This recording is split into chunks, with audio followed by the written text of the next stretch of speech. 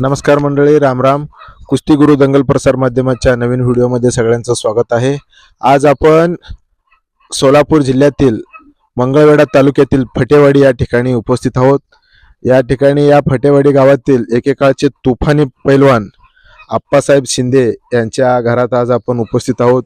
त्यांच्याकडून त्यांचं पूर्ण कुस्तीचं जीवन आणि या कुस्तीबद्दलची त्यांचं जे जीवन प्रवास आहे ते आपण जाणून घेणार आहोत. नमस्कार. नमस्कार. तुमची या कुस्तीची सुरुवात म्हणजे लहानपणी वगैरे तुम्ही कुस्तीची सुरुवात कशी झाली पहिल्यांदा? लहानपणी 10-12 वर्षापासून माझी चांगली प्रगती झाली. हा चांगलं खेळायला लागलो. हा एकदम चांगलं खेळायला लागलो.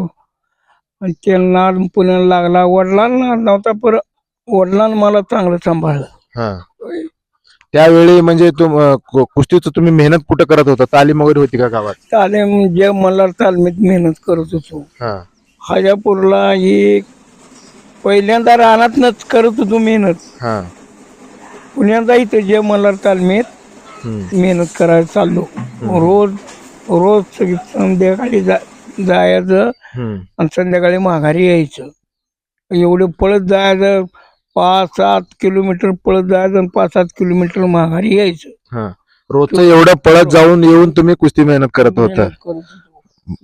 1000-2000 मेहनत मापत नाही त्याला कवा. एवढी मेहनत करत होतो मी. मग तुम्ही त्यावेळी कुस्तीचं मेहनत हे सगळं करत असताना तुमची घरची परिस्थिती कशी होती? परिस्थिती होती, बरी होती. एवढी काय म्हणजे बाजबी नव्हती, चांगली होती. मध्यम होती.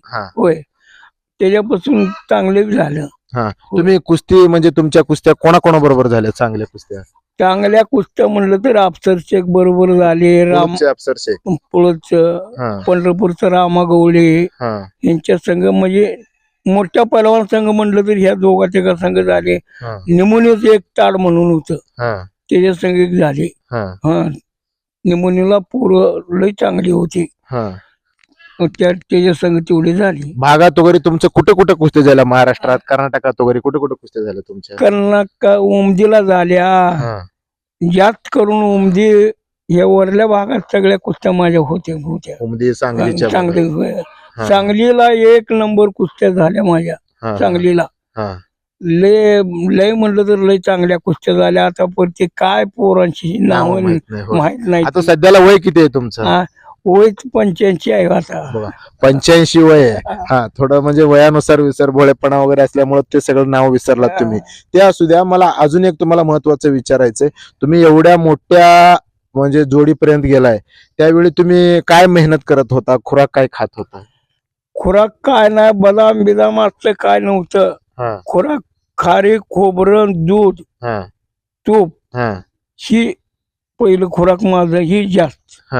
मग परत दुसरं काय नव्हतं. मटणी खात होतो पण कमी, पर खारी खोबरं जास्त.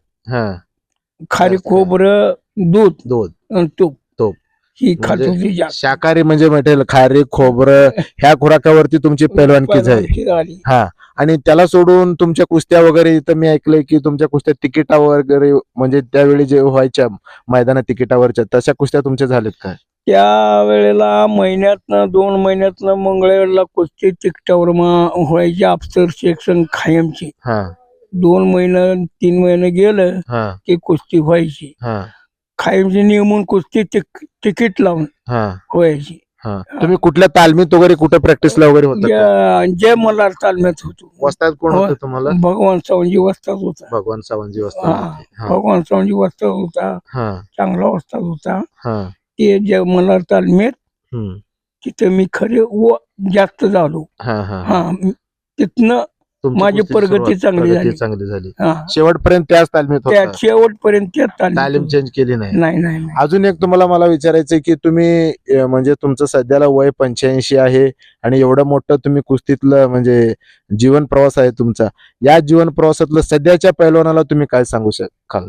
आता पैलवानची आता पोरांच्या 4थी बसणं घेऊन फिरतो मी. तुमच्या नातवंडाला सगळे नातवंड आहेत तुमचे? 4 नातवंड 5-7 वर्ष झालं घेऊनच हिंडत होतो. 4थी बसणं ते आतापर्यंत चालूच आहे. हा हा. नाही, यांना आता नवीन पिढीना, जे नवीन पैलवान आहेत ना, सध्याच्या पैलवानांना तुम्ही काय सांगू शकाल? म्हणजे की काय सांगू शकतोय, असं बाबा मेहनत करा, ती मेहनत करा, एवढी मेहनत केल्याशिवाय पैलवान होत नाही. हा, किती बाबा मेहनत केली तरच पैलवान होते, नाही तर होत नाही. हा, कष्ट केलं तरच फळ मिळते, ना तर मिळत नाही. हा, असं मी नातवंडाला सर्व पैलवानांना सांगा. सारखं सांगून हा, मी आता इथून आणले त्याला. हा, हा. आता तुमचं नातू इकडं राजवीर असेल, तन्मय थोडं जखमी झाल्यामुळे थांबलाय, हे राजवीर असेल, चांगलं कुस्ती करायला लागले, त्याबद्दल तुम्हाला काय वाटतं? राजवीर बद्दल काय अपेक्षा आहे तुमच्या राजवीर कडनं? अजून राजगीर बद्दल मला वाटतं की महाराष्ट्र केसरी बद्दल होस्तर बंद करणार नाही. हा, राजवीरचे 100% तुम्ही 100%. हा, तुम्हाला तुमची स्वप्न आहे की राजवीर हे महाराष्ट्र केसरी व्हायला पाहिजे. तुमचं जे अपूर्ण राहिलंय ते स्वप्न त्यांनी पूर्ण करायला पाहिजे. हा, त्यासाठी तुमचं अपेक्षा आहे की राजवीर हे महाराष्ट्र केसरी व्हायला पाहिजे. हा, नक्कीच की आम्ही राजवीरला शुभेच्छा देऊया महाराष्ट्र केसरीसाठी. आणि तन्मय जखमी झाल्यामुळे थांबलाय आणि राजवीर कडून पूर्ण तयारी चालू आहे. आज राजवीर कुठल्या तालमीत आहे? इथं बामणीला हा, त्याची प्रगती वगैरे आता कशी सध्या? आता प्रगती चांगली आहे त्याची. हा, आता जोड तोडत चाललाय मोर. हा, हा, म्हणून त्याची आम्हाला आशा आहे. हा, हा, बाबा ही मोर काहीतरी करेल असे आशा आहे. हा, हा, हा, हा, एवढं आहे आमचं. हा, हा. माझी एकदम इच्छा आहे की बाबा तिथवर ह्यानं गेला पाहिजे. बर बर बर. हा, आणि आपण सांगितलं की नातवाकडनं त्यांचं महाराष्ट्र केसरीची अपेक्षा आहे. आणि काय कोणाची का? हा, हा. आणि अजून एक तुमचा नातू सार्थक, त्याच्याबद्दल म्हणजे काय अपेक्षा? त्याच्याबद्दल मी हाय, त्याच्या पाठोपाठ हाय, चांगला आहे, त्याच्या बरोबर त्याच्या पाठोपाठ चाललाय आता. हा, एकदम चांगला आहे. आता एकटे नव्हतं, पण आता त्याच्या मागोमाग हाय चाललाय. या दोघाला आम्ही चांगलं सांभाळणार आहे आणि तिथवर पाठवणार आहे.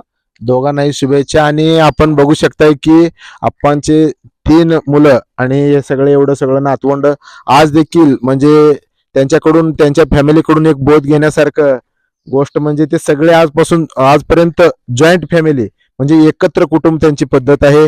आपण मागं वगैरे बघू शकता 3 घरं मिळूनच आहेत, द्राक्ष बाग आहे, ते सगळं आपण व्हिडिओमध्ये दाखवणार आहे. इकडे जनावरांचा गोठा वगैरे आहे.